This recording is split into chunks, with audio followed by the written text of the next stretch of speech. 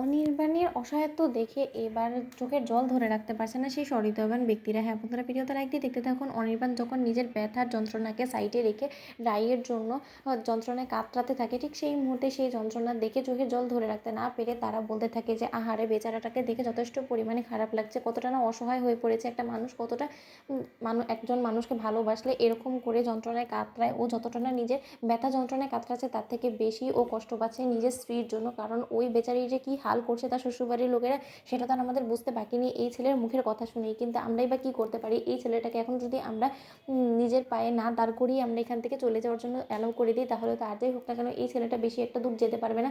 আবারও যদি সেরকম ভয়াবহ কোনো হাতি তাণ্ডবে পড়ে যায়, তাহলে তো আর এই ছেলেটা কোনো মতে বেঁচে ফিরে আসতে পারবে না। তখন তো ওর স্ত্রী চিরকালের জন্য বিধবা হয়ে যাবে। এখন হয়তোবা ওর স্ত্রী ওকে নিশ্চয়ই পাগলের মতন খোঁজাখুঁজি করছে। তুমি বরঞ্চ একটা কাজ করো না, তুমি বরঞ্চ থানায় ওর মিসিং ডায়েরিটা একটা করে আসো। তাহলে অন্তত আর যাই হোক না কেন পুলিশের কাছে যদি কোনো মতেই ওরা কেউ খোঁজ করে থাকে, তাহলে পুলিশ নিশ্চয়ই তাদের বাড়িতে গিয়ে ওর বেঁচে থাকার একটা খবর দেবে। তাহলেই তো একটা ওদের মনে নতুন করে আশা জাগবে, তাই না? এরকম করে ছেলেটাকে যন্ত্রণায় কাতরাতে দেখে তো আর যাই হোক না কেন কোনো মতে আমি আর সহ্য করতে পারছি না, তাই না? এরকম যদি আমাদের একটা ছেলে থাকতো তাহলে আমরা কী করতাম বলো তো?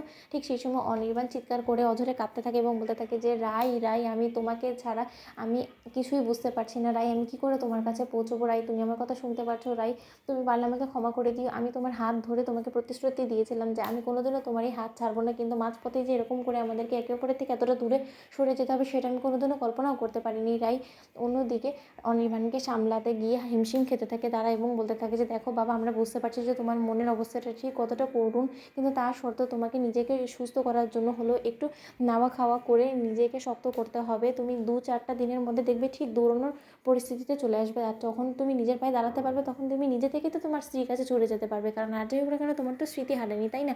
অন্যদিকে রাই বলতে থাকি যে না, এরকম করে হাতে হাত দিয়ে বসে থাকলে কোনো মতেই হবে না। কারণ এতটুকু আমার বোঝা হয়ে গিয়েছে যে পুলিশের কাছ থেকে কোনো রকম কোনো সহযোগিতা আর যাই হোক না কেন অনির্বাণকে খোঁজার নিয়ে আমি পাবো না। কারণ পুলিশ তো রীতিমতো ধরেই নিয়েছে, সেই লাশটাকে আমাদের কাছে হস্তান্তর করে যে অনির্বাণ মৃত। এখন মৃত মানুষটাকে নিয়ে পুলিশ নিশ্চয়ই যাচাই বাছাই করার জন্য কোনোভাবে ইনভেস্টিগেট করতে চাইবে না। তাই এবার নিজের উদ্যোগেই আমাকে আবারও সেখানে যেতে হবে, গিয়ে অনির্বাণ সম্পর্কে খোঁজ করতে হবে। কোথাও না কোথাও কেউ না কেউ তো অবশ্যই অনির্বাণকে দেখেছে, কারো নজরে তো অবশ্যই অনির্বাণ পড়েছে, তাই না?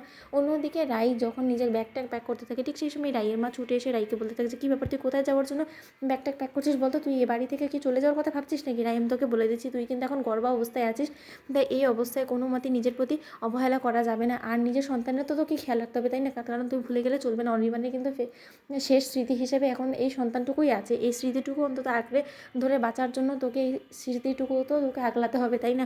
আমার কথাটা বোঝার চেষ্টা কর রাই। তো বন্ধুরা, ভিডিওটি ভালো লাগলে লাইক এবং শেয়ার করে সাবস্ক্রাইব করতে ভুলো না।